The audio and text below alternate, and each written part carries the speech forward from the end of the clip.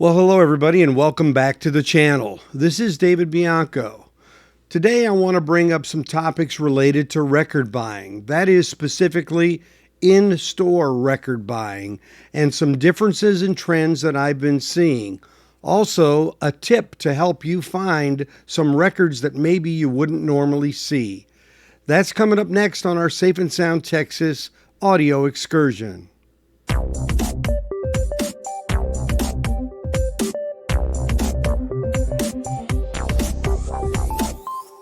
Now, I know that intro might have gone by a little bit quickly, so let me show you again what it showed there at the end.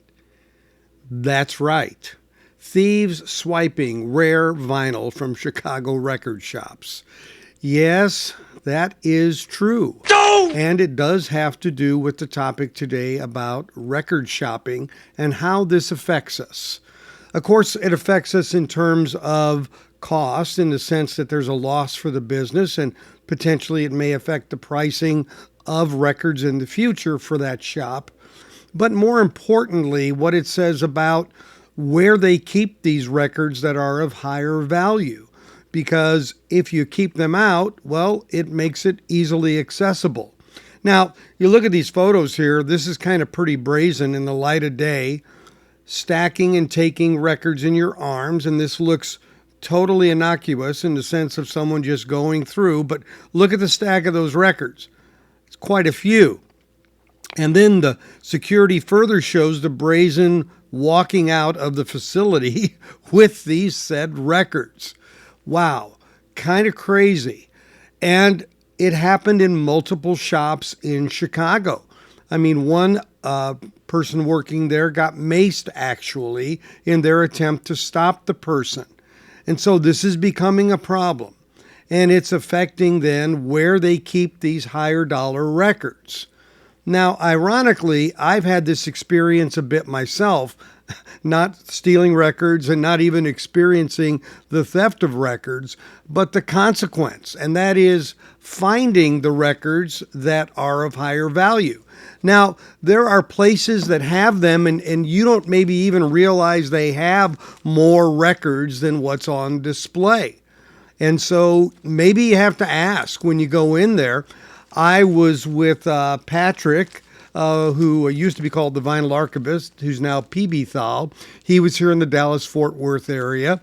And we went into a movie trading shop, which is a place that does a lot of secondhand games and CDs and records. And they had a fairly limited used section. And I think he went up front and asked, "Is that all the used records you have?" And the gal at the counter said, "No, go around the corner here on the other side of this area and you'll see some tubs over there." So he went down there and started going through that stack that they had in those tubs. And, you know, all of a sudden I realized, I don't know where Patrick's at. I'm looking around. I don't see him anywhere. I look out, vehicle's still there. Okay, where did Patrick go? Where's Waldo, right? And all of a sudden he pops up and starts walking toward me, and he's holding up a Dark Side of the Moon MoFi with a tag of $125. He goes, "Here, this is for you. It's a MoFi, right?" And I said, "Yeah, it is, but I've already got that one." I said, "Where'd you find this?" And he showed me, and so I went through that stack of records as well. And I found this one. This is Gino Vanelli's Brother to Brother record, but it is what I call the Canadian MoFi, the audiophile series. These are cut in Japan, same cutting system on the MoFis, half-speed mastered virgin vinyl. I think Jack Hunt did this one. And again, great record, and I got it for what? $14.99, which is a pretty good deal. But my point is, had it not been for Patrick doing that, I wouldn't have done it. I've been in those stores before and never asked that question. So it's always good to ask the question, because these retailers are having to make some decisions about what they do. Partly, I'm sure, because of maybe just trying to avoid experiences like the ones we're seeing here that have happened recently in Chicago, which now have risen to the point of making it in the media. Another store that I went into, Half Price Books, which is a chain in the Texas, Oklahoma area. I'm not sure how far and wide they are, but I went in there one time and the guy saw me looking at a lot of records in their stands, and he says, "Hey, if you want, we've got some other records if you want to look at them." I'm just like, "Sure." So he goes behind the counter. I'm standing at the counter on the customer's side, and he brings this huge tub of records up to me. I said, "Oh, wow." He said, "Yeah, these are the higher dollar ones." I mean, I know in half price books, they often have a little plexiglass thing with a lock where you can thumb through and look. It's difficult to see. Generally, I don't really see much in there, but I never knew that they had anything beyond that. And I've been in half price bookstores for years. Now, this was the one that was off Central Expressway in the Dallas area. I'm not sure if all the stores do that, but I went through it, and he had two tubs like that, and I went through them. And I found this record. We all know this record, right? Abbey Road, right? And here's what I paid, $24.99. And you might notice on here, there is the indicator of it being stereo, which is a little bit different. Well, this is actually an Australian press of Abbey Road. No big deal, except for the fact that it actually used the UK plates, the -2, -1 coveted pressing, because that is by most accounts one of the best pressings of Abbey Road that's out there. So I got a -2, -1 for $25, albeit it came out of Australia, but same plates. Now I have an actual -2, -1 from the UK, and they sound just about the same, believe me.